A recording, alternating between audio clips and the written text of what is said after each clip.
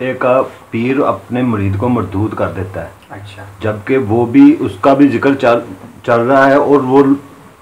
بظاہر فیض بھی دے رہا ہے اور وہ مریدین کو محسوس بھی ہو رہا ہے اس کے جس کو مرتد کر دیا گیا ہو۔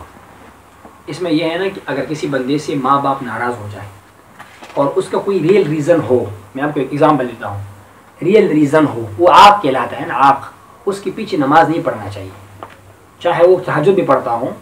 وہ بہترین بندہ کیوں نہ ہو۔ اگر مرید میں کوئی ایسے فالٹ ہے کہ وہ ریزن قابل قبول ہو، فرض کرے وہ مرید کا دل جاری ہے لیکن وہ سود کھاتا ہے، عقیدہ تو اس کا درست ہے نا، جو میں نے پہلے بات کی وہ تو الگ چیز ہے، اب عمل کی بات آ گئی نا، اگر اس سود کھاتا ہے، معاذ اللہ زنا کرتا ہے، پیر نے اس کو عاق کر دیا، تو اب اس پیر کے پاس کسی کو نہیں جانا چاہیے جب تک کہ یہ توبہ نہ کرے، اپنے پیر کو راضی نہ کرے، اپنی پیر سے معافی نہ مانگے،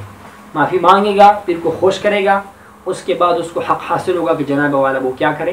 اور وہ آگے لوگوں کو ارشاد کرے، لوگوں کو مرید کرے۔ تو عرض یہ ہے کہ یہ ضروری ہے کہ آپ کا جو ہے نا کوئی لیکن ریئل ریزن ہو،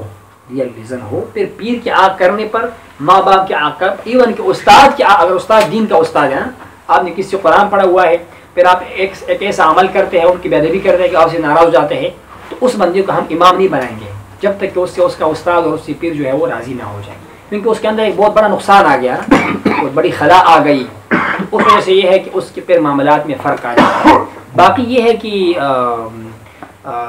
پیر کے پاس ویسے ریزن ہونا چاہیے، نہیں کہ مجھے اس کا چہرہ پسند نہیں ہے میں نے اس کو عاق کر دیا معاذ اللہ، یا اس نے مجھے معاذ اللہ تحفہ نہیں دیا میں نے، یہ چیز نہیں ہونی چاہیے، کوئی ریئل ریزن ہونا چاہیے۔ ایک پیر اپنے مرید کو مردود کرتا ہے، دوسرے سمجھتے ہیں یہ پوری اسلام سے ہی مردود ہو گیا، اب یہ تقریباً مر ہی جائے گا تو جہنم میں جائے گا، اس نظریے کو کیسے دیکھتے ہیں؟ وہ یہ ہے نا کہ اگر فرض کریں مرید میں غلطی نہیں تھی، کسی نے شکایت غلط لگائی پیر صاحب، غلطی بھی تھی، میں عرض کرتا ہوں، تو اس صورت میں تو ظاہر بات ہے پیر صاحب کو تحقیق کرنی چاہیے تھی، ماں باپ کو کرنا چاہیے، استاد کو کرنا چاہیے کہ میرا بیٹا ہے، میرا شاگرد ہے، اگر اس میں غلطی تھی اور استاد پیر نے اس کو عاق کر دیا، اللہ تعالیٰ کی رحمت تو کسی کو بھی مل سکتی ہے،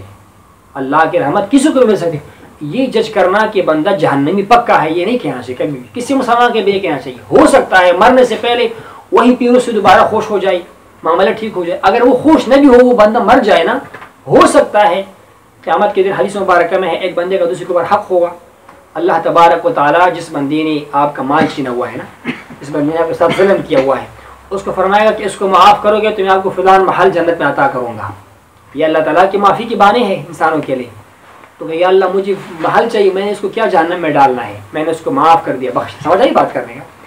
تو ہو سکتا ہے اللہ تعالیٰ کسی معقوق بندے کو بھی جنت میں لے، اس میں ڈاؤٹ نہیں ہے۔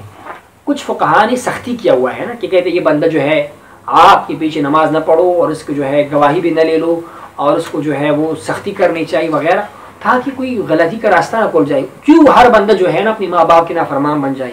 استاد کے نافرمان بن جائے، پیر کے نافرمان، اس سے پھر معاشرے میں بگاڑ پیدا ہوتا ہے، تو کچھ سختی فقہا نے بیان کی ہے، باقی اس بارے میں اقوال ہے، ویسے صوفیہ کرام کے بطور خاص اقوال ہے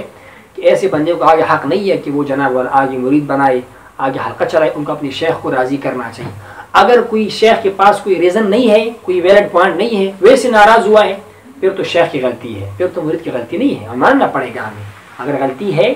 مرید کی تو مرید کو پیر کو منانا چاہیے، خوش کرنا چاہیے، اس کو راضی کرنا چاہیے۔